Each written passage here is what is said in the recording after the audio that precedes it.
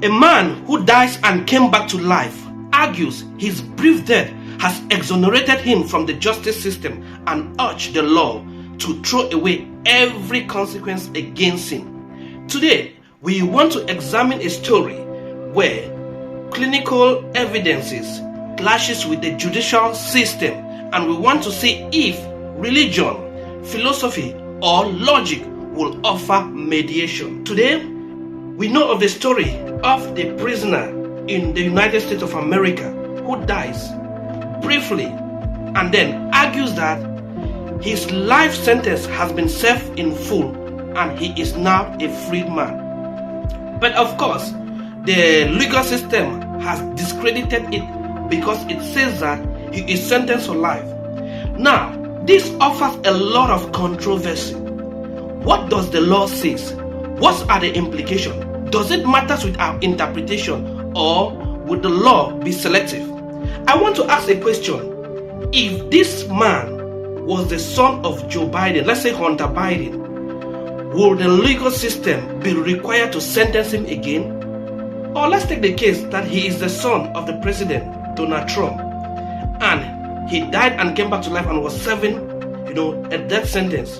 Would the law require him to go back to jail? In this case, we will look at it as justice being selective. But now let's look at the implication and let's draw some parallel. Some few years back, in a situation where the Amazonian leaders fighting for the restoration or the secession of the southern Cameroon from La Republic to Cameroon were sentenced to life imprisonment.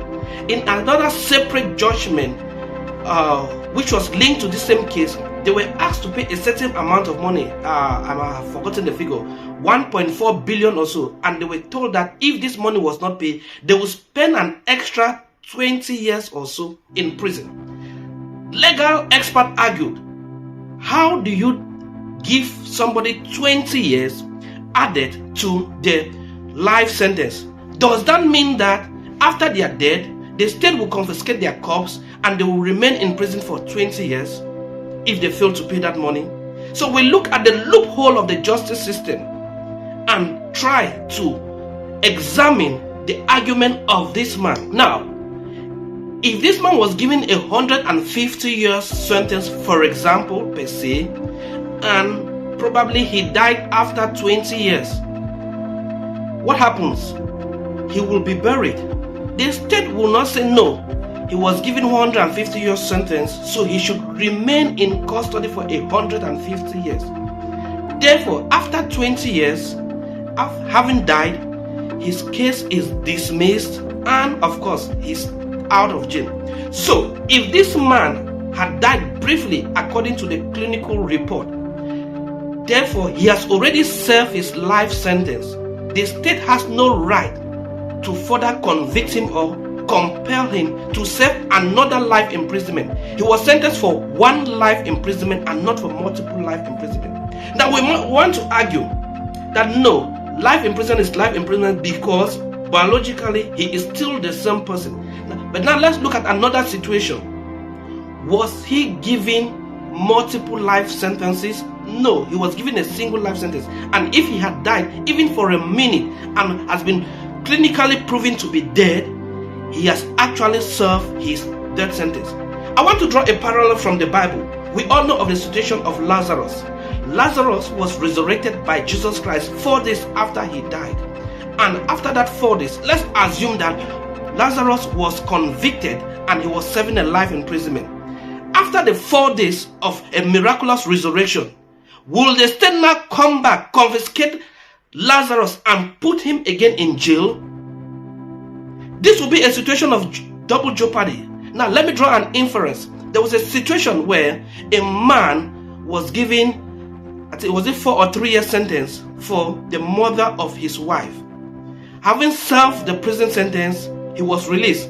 Years later on, he discovered that the wife was alive and everything was a setup. He went and killed the wife. Will the state now sentence him again for another mother? This will be double jeopardy because he has already served the prison sentence for the crime which he has committed. If this man had already served the life sentence, clinically proven to be dead, though by some clinical miracle resuscitation or revival, or by what you may call it, coming back, the state has no legal authority to give him another life sentence. But if it was, for example, a situation whereby he was sentenced to death maybe by electrocution, he was sentenced to death by hanging, he was sentenced to death maybe by firing squad, if he died and came back to life, the state could argue that it is the prerogative of the state to enforce the death sentence. If you were being sentenced to death by firing squad, if the state had not carried out the firing squad, even if you die by accident, the state can still argue that they had not implemented the sentence. But now let me put it again in this context. If probably by some accident you died, would the state now confiscate your body and take it to the firing squad and kill you after you have already died? So these are some of the legal loopholes of the law. What do you think?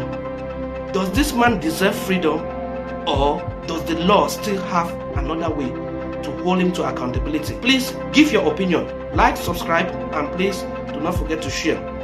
In my view, this man is free and is free. There is no way he should come back and serve another life sentence. He was sentenced for life and not for a certain number of years. And so if he had died bravely and came back to life, he had already served his life sentence. The state will not give him multiple life sentence, but a single life sentence. And any death invalidate any further condemnation by the state. He should be free. Thank you.